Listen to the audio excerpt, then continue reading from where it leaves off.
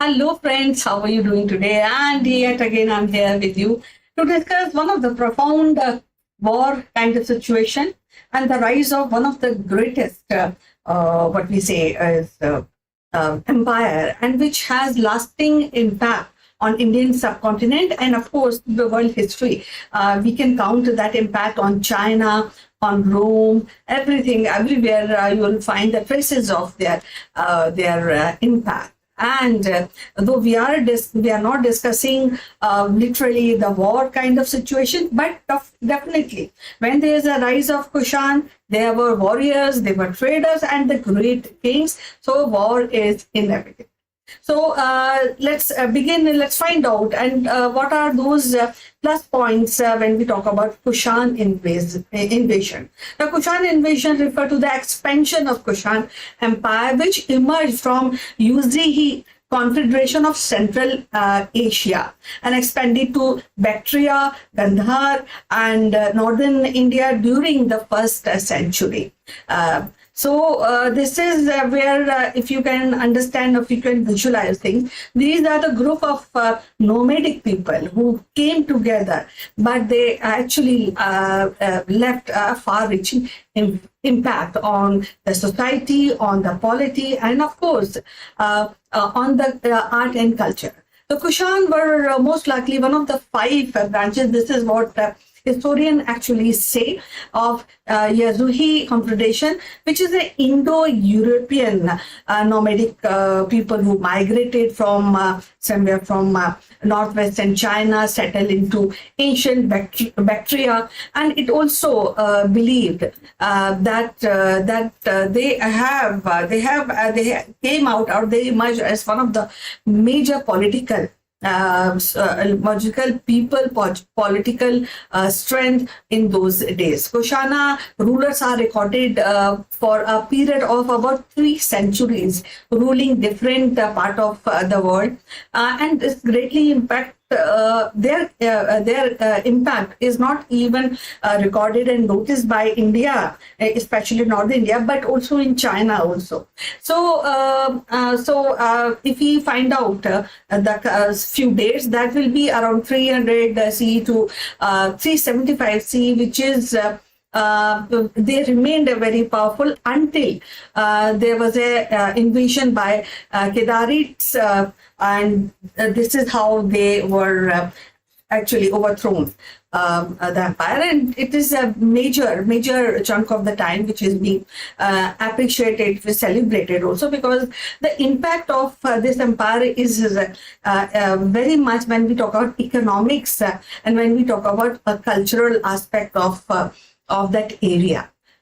So at the same time, when there was a decline of Kushan, the great impact of their decline is also being affected by Satvahana, where they were rising, especially in India. And of course, the Gupta Empire also contributed into the decline of Kushan.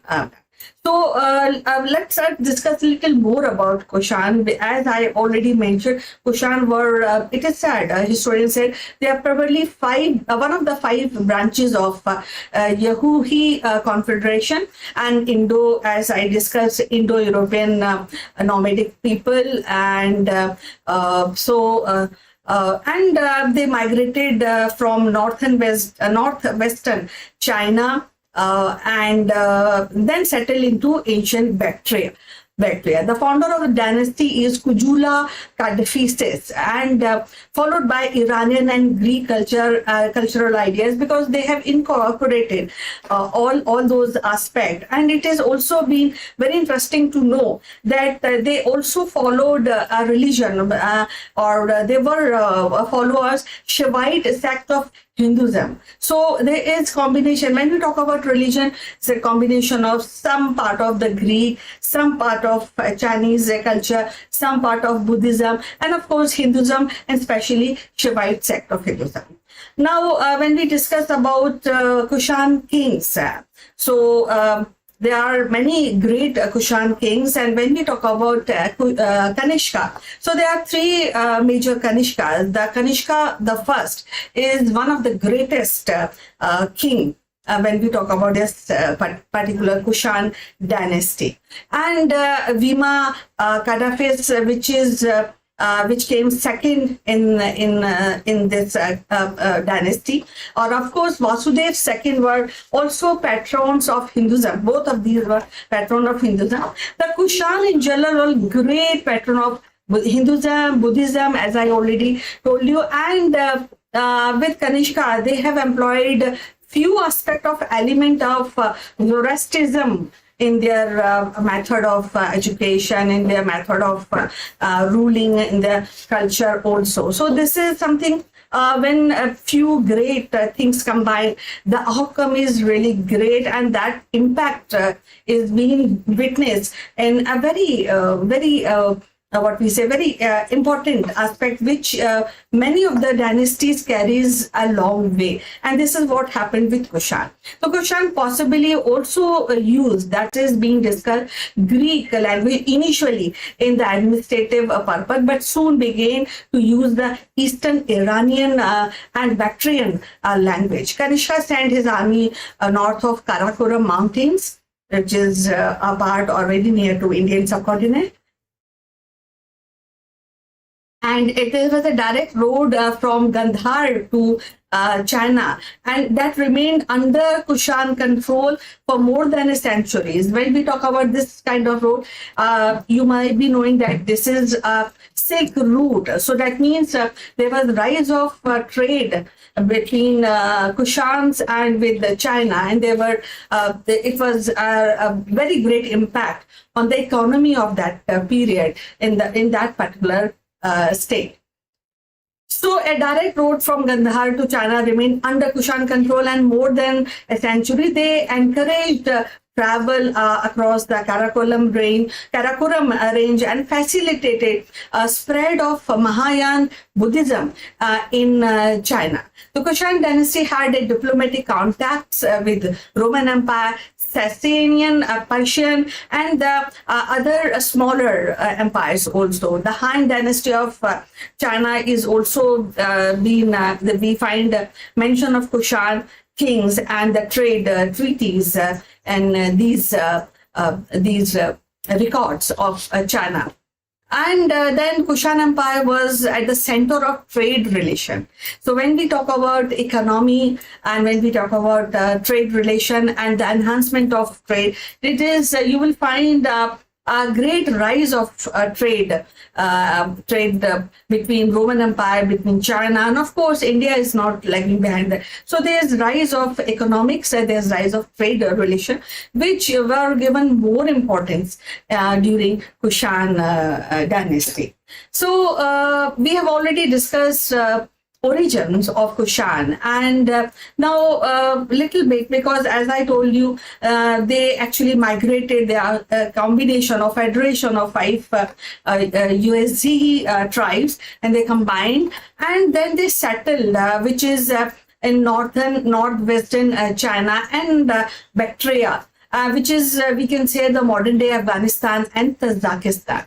So that is where you find more evidence of this great dynasty and great empire. Over the time, they consolidated their power under Kujula Kadphises, who is also founder of Kushan dynasty, and his successor Vima Kadphises and Kanishka the Great. The Kanishka the Great, or we can say Kanishka the First. And later on, the Kanishka Second, Kanishka Third, they all came into this dynasty, and they have contributed wonderfully on the rise of Kushan Empire.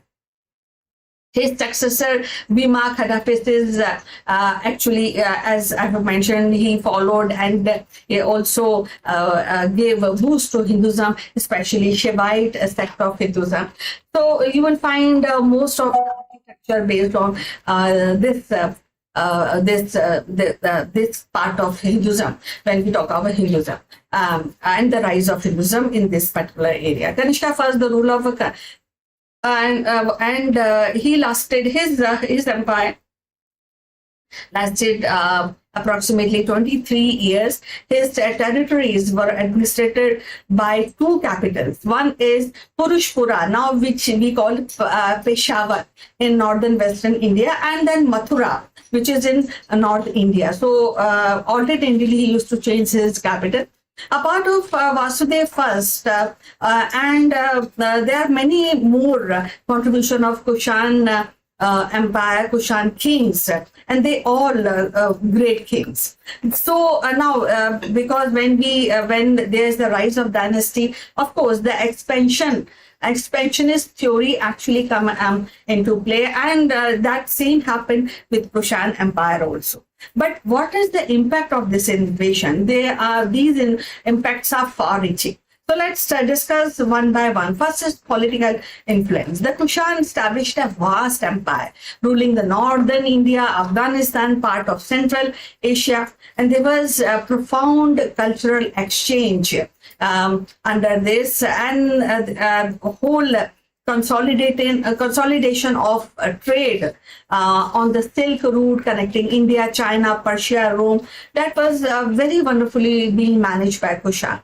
The religious influence definitely far-reaching, because there is the combination of contribution of Kushan not only in Buddhism but also Hinduism, and this is also one of the cause of spreading Mahayana Buddhism in China and Central Asia. So they have actually contributed in this.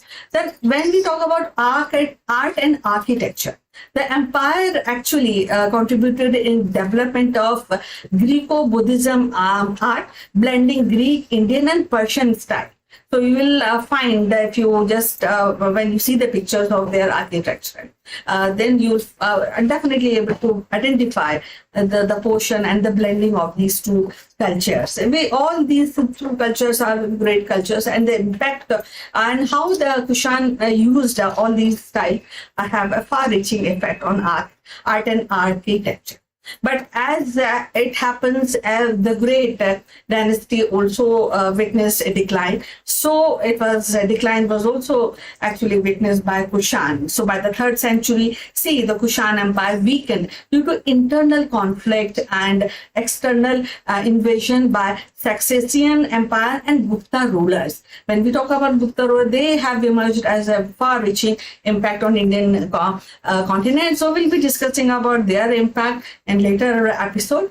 Now, eventually, the territory were actually divided, fragmented, and this is resulting into the end of their dominance into that particular area. So when I already told you that there is a far-reaching effect of Kushan Empire, particularly on this area, which is northern India, some part of China, and the Central Asia. So we have to discuss the legacy of this Kushan Empire. So it is the legacy of it it's being termed as Hellenistic culture. So they have a profound impact, and if you really see deep into the society, then you will find the modern society also gets some ideas or some fragmentation of this culture or this empire is remaining, especially in the field of philosophy, art, science, and governance. So this is a far-reaching effect of Kushan. And when we talk about culture today, so philosophy and thought, that is where we will find many great ideas which is being generated by Kushan, and they have developed these streams in a way, and this been even few part of is even used in modern ethics and psychology. So that is where a great contribution is done by Kushan. Then we talk about art and architecture. Hellenistic styles of architecture, including realistic sculptures, grand architectural design, and even today it is continue to inspire in urban planning, especially in this part of India. Now there is a great impact of in science and mathematics.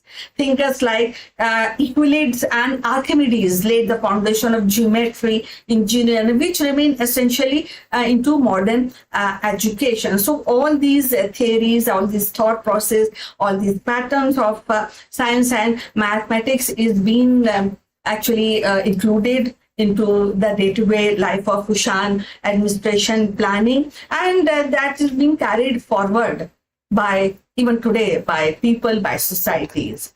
There's the political impact also, the concept of cosmopolitanism, which emerged during this era, which is Hellenistic era or Kushan era, influenced the modern democratic idea and global citizenship. So that means the whole psyche, the whole pattern, the whole thinking of Kushan kings, which is more cosmopolitan, political. We look into the cities like that. There is also a kind of concept of materialistic or capitalism because they have more stress on trade, on economic development.